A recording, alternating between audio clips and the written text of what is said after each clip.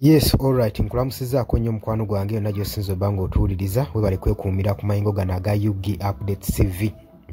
Kaakati nno amawulire agalabiseewo enkya y'olwaleero galaga embiranye eri wakati wa General Muhoozi Kainerugaba, Chief of Defence Force, saako ne Lieutenant Peter Elweru.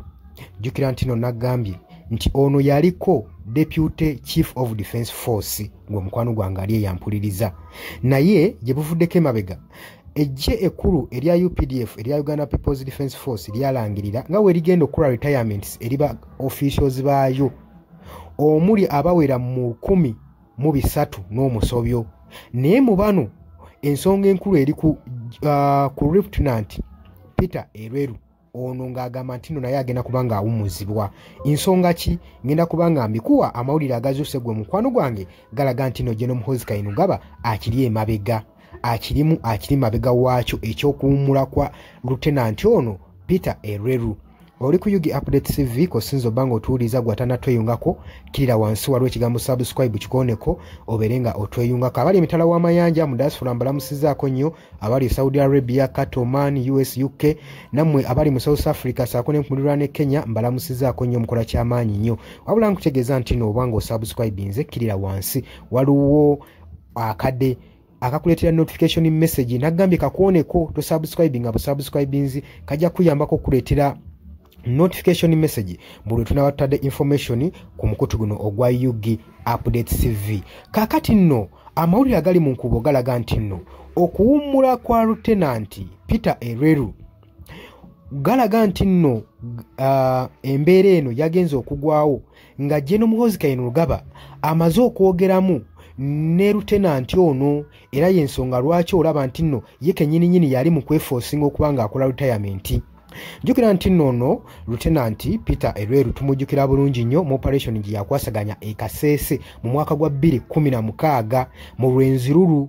Eyo nno gye yakolera Masaka ey'amaanyi ennyo abantu abattibwa mu biseera ebyo. Olunaku olwo tulujjukira oba ebiseera ebyo tubijjukira, omwali ne Kabaka eyali atwala Olwenzururu eyo okuwambibwa n'aleetebwa mu kibuga Kampala n'asibibwa ebbanga lyesikyajjukira bulungi nnyo, naye ebyo byonna tubijjukira. Wabula ono Lieutenant we yasinga okukyakira ennyo ku operation eyo eya Lwenzururu. Kaakati olw'okuba nti nno UPDF era mulabiseemu okusikaŋŋana omuguwa okuva General Muhoozi Kainerugaba Chief of Defence Force bwe yayingira amagye gano n'agasaturatinga n'ageetooloola. Tulabanga nga ba generals abasinga abali ab'amaanyi tebakyayina maanyi. Tulabanga ba generals bagenda amadaala gassibwa, bagenda amaanyi gakendeera olw'ensonga nti nno waliwo owa project Muhoozi ey'okubanga agenda maaso n'okubanga agulumizibwa ng'afuuka popular. Kakitegeeza ki? Nti balina okuggyawo buli figa yonna gye balaba egenda maaso n'okusiikiriza project eno Muhoozi okusobola okulaba nga batuukiriza ekigendererwa ekyo. Jjukira nti nno Muhoozi Kainerugaba Chief of Defence Force mutabani wa Mwami Yoweri Kaguta Museveni, ono nno tukimanye bulungi nnyo nga ye yeeyagaliza entebe ya kitaawe era ng'akyogera lunwe nti gye bujjako mu maaso mirembe egijjako yandibanga yayinza okusikira entebe ya Mwami Yoweri Kaguta Museveni nga bw'agamba. Twali tulabye ebiseera biri eri nga General Muhoozi Kainerugaba aguddewo ekibiina kye bayita PLU Ridge ng'agenda mu maaso n'okubanga akola mobilization ez'enjawulo, naye oluvannyuma lwa mobilization zino okubanga tezajjayo kibala yadde n'ekimu, twalabanga avaayo ku mikutu gye egya social media ng'alangirira nga watagenda kuddamu kulabikirako ku ballot paper wadde n'omuno n'ogumu n'ogw'eddagala. Wabula n'abakuutira nti munamuna adde abawagizi b'ekibiina kino ekya PLU babakinge kitaawe Mwami Yoweri Kaguta Museveni ow'ekibiina kya National Resistance Movement basobole okubanga nabo baganyulwamu mu nteekateeka ezijja mu maaso. Teyakoma okwo, n'agenda maaso n'agamba nti nno sivudde mu kalulu okuba nti nno ntidde naye mukimanye nti nno newankubadde opposition weeziri mukimanye amagye tigajja kukkiriza opposition yenayina oba civilian n'omu yenayina nga opposition okujja okutwala entebe y'obukulembeze. Amagye tegajja kukkiriza omuntu alina okukulembera Uganda alina kuba wa amagye oba wa poliisi. Ebyo byali bigambo bya General Muhoozi Kainerugaba newankubadde byateekawo mixed reactions eri bannayuganda saako n'abakulembeze abali ku ludda oluvuganya gavumenti aba opposition nga bagamba nti nno kino kivuula ssemateeka w'eggwanga Uganda kubanga ssemateeka atulambika bulungi nnyo oba oli civilian olina okubanga asobola okwesimbawo ku ntebe ey'obukulembeze. Wabula ate abalala kino bakitunuulira ng'ekyokuvuula ssemateeka ng'era baagala General Muhoozi Kainerugaba avunaanyizibwe olw'ensonga nti nno yali atattanye ssemateeka w'eggwanga Uganda. Bwe tutunuulira ku constitution ya Uganda article 105 ne article amendment 106 gakugira military officer yenna obuteenyigira mu nsonga z'amagye. Lwaki bakikola nga baagala basobole okwesuula ebbanga nga UPDF enasigala ng'eri neutral ku buli side nga tebalina kulaga side yonna gye bawagira. Wabula omukulembeze yenna oba leader mu ggye erya UPDF waavayo n'agamba agenda kwenyigira mu byobufuzi, etteeka limulagira alina sooka kwambulamu uniform oba n'aresigninga mu kifo ekyo kyalimu n'afuuka civilian ajjudde olwo n'asobola okuba nga yeenyigira mu byobufuzi. Naye kati muganda wange ssemateeka yattattanyizibwa dda.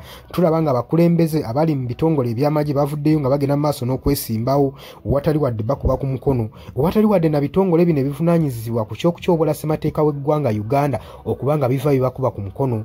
Ow'okulabirako ye Muhoozi Kainerugaba era yakola dda n'ekibiina kye eky'obyobufuzi ekya PLU kyabadde asinziramu okuba nga akola mobilization ez'enjawulo. So ng'etteeka lino lyali lyamendingibwa okusobola okulaba nga likugira military officer yenna oba komanda obuteenyigira mu byobufuzi, kubanga eggye lya UPDF lya Uganda People's Defence Force lisaavinga bantu, lina kuba neutral nga terina side, nga lisaavinga side zombi, opposition saako n'oludda oluli mu government oluli mu ruling party gwe mukwano gwange ali yampuliriza. Naye kaakati ebintu babifutyanka dda. Oli ku Yogi Updates TV nyongera okujjukiza gwatanatweyungako kirya wansi waliwo ekigambo subscribe kikooneko obeere nga otweyungako. Wabula kakati ekirabuliseewo kiraga nti nno ba commanders abakulu abaali mu ggye erya UPDF abalwanye entalo n'entalo abagezaako okuba nga balina cepe ez'amaanyi mu ggye lino erya UPDF balaga nti nno General Muhoozi Kainerugaba yafuukidde akayinja mu ngatto. Era Lieutenant Peter Ereru yalabibwako nga tannaba kuba nga avaayo alangira nti nagenda mu retirement ng'ayogeramu ne Muhoozi Kainerugaba, ekiraga nti no waliwo ensonga emusindiikiriza ennyo okugenda mu retirement newankubadde abadde tannatuuka kwagala. Jjukira nti no bano bonna so no yekayeka bangi ba generali basirise tebalina bwogerero olw'ensonga nti no balina okuleka project eno Muhoozi nesobola okuba nga egenda mu maaso basobole okuba nga bayisaawo ekintu kye baagala. Wabula kino kyesikuusa n'oluko olugambibwa nti nno General Muhoozi Kainerugaba saako ne Mwami Yoweri Kaguta Museveni bali mu luko olupanga Muhoozi asobole okuba nga awamba entebe y'obukulembeze nga bwe kyali ku Mugabe. Naye kino bannayuganda bagamba tebagenda kikkirizaako wadde n'akamu n'akeddagala kulaba ekikolwa nga kino nga kituuka ku ggwanga lyabwe. Bagamba buli kimu kigenda kuba nga kiggweera mu kalulu, so tebagenda kuddamu kukkiriza magye kuwamba ggwanga. Olowooza atya ku nsonga eno? Nkwanirizaako nnyo mu comment section. Golowooza ki ekisindiikiriza Lieutenant Peter Ereru gwe tumanyi bulungi nnyo nti asaavinze mu ggye erya UPDF era asaavinze n'eggwanga lye, ekimuleetera okuba nga asindiikirizibwa agende mu retirement oba okuwummula? Abangi bagamba nti n'ensonga eri mabega wa General Muhoozi Kainerugaba era bino byonna yabivunaanyizibwako. Golowooza otya ku nsonga eno? Nkwanirizaako nnyo mu comment section, jangu otangaaze eggwanga okusinziira ku ndowooza yo. Wabula gwe atannatweyungako nagambye ekkirira wansi waliwo ekigambo subscribe kikooneko obeere nga otweyungako. Mbagaliza weekend ennungi n'olunaku olulungi. Mweraba.